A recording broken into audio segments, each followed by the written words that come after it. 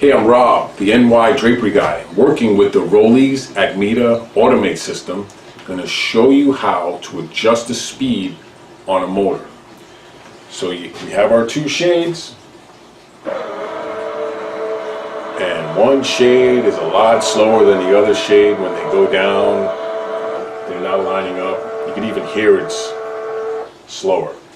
So the first thing you want to do is make sure that the shade is fully charged. After you make sure the shade is fully charged,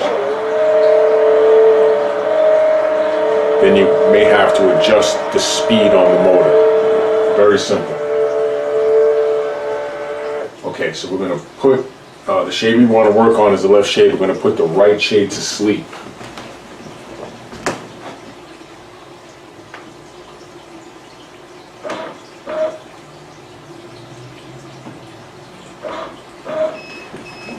Okay, the right shade is asleep. So now we can work on the left shade.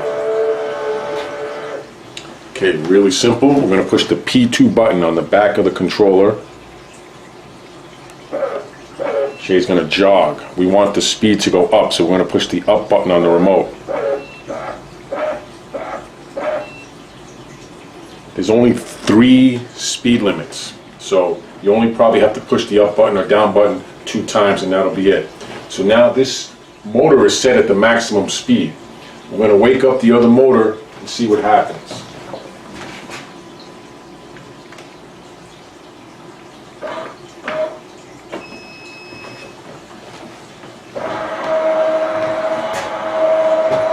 It's a lot better.